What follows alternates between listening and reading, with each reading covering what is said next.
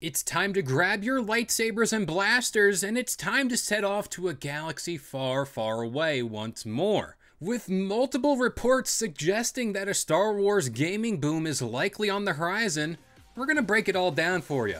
Up next.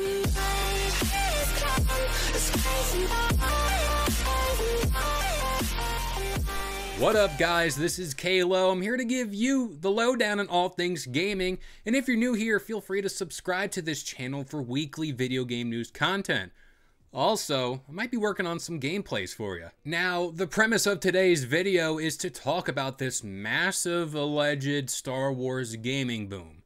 Insider Gaming is reporting that Disney would like a Star Wars game every 6 months. The article posted to Insider Gaming claims that Disney wants one major AAA title and one smaller game per fiscal year, which is something Lucasfilm is set to deliver on. Now, before we jump the gun here, it is widely known that there are so far 8 confirmed Star Wars games already on various stages of development. Now, there is also another rumor making the rounds that one of these 8 games could be a Mandalorian game, but that's just pure speculation at this point. Now, we're going to run down the list of what games we do know are on the way. The Amy Hennig and Skydance Media Star Wars game, the untitled first-person shooter from Respawn Entertainment, Star Wars Jedi Survivor, an untitled strategy game from Respawn, the untitled Ubisoft open world game, Star Wars Eclipse from Quantum Dream, the Knights of the Old Republic remake from Saber Interactive, and Star Wars Hunters, which is a mobile battle royale game.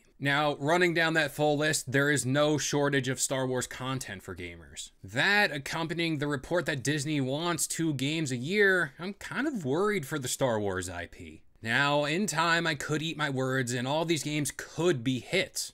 But when has that ever really worked out in the gaming industry? Look no further than the Assassin's Creed franchise that pumped out title after title, almost months apart, only to hit a wall when it came to the lack of diversity between entries, making them a copy and paste job, just set in different eras of time. But I want to give credit where credit's due, specifically pointing out that Respawn has made great games, and in relation to this video, I'm more or less talking about Jedi Fallen Order. But this is more of a matter of oversaturation at this point. This is also not even mentioning the drama behind the scenes with some of these studios, where the Knights of the Old Republic and Eclipse devs apparently have a lack of direction behind the scenes, people getting fired and new people being brought in mid-dev process, which kind of creates a whole new set of problems like delays. So with all that being said, I think it's very ambitious to aim for 2 games a year when it seems like one game, logistically speaking, can't get done in one. Now, I haven't even mentioned the TV and movie space when it comes to Star Wars because in a weird way,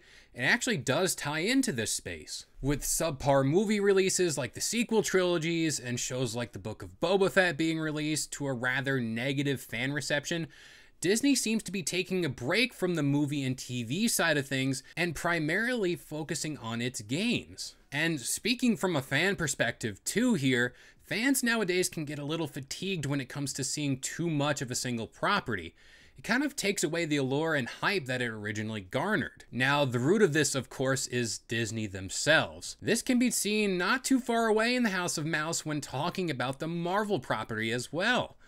I'm looking at you, Marvel's Avengers game. We also did just get announcements of an Amy Hennig Captain America Black Panther game, along with an EA Iron Man game. And here I am releasing 2 videos a week. But at this point, it appears as if the strategy here is, at least looking at it through the lens of Disney, they're going to release a lot of games. Some games might not be for you, but some might. But at the end of the day, Disney will release a Star Wars game that will appeal to some form of a fan base in the gaming space, whether that be FPS, RPGs, or even RTS games, as a sort of Star Wars charcuterie board, if you will. Now, to play the other side of the coin like I always do here, EA had a stranglehold on the Star Wars license for years and only made 2 games. Gamers around the world were wondering, how on earth is that even possible? You had the hottest IP in pop culture, and 2 games was the best you can do? Well, we got what we wanted, I guess. But let me know what your thoughts are down below surrounding this massive influx of Star Wars games coming our way. Do you see us heading into a sort of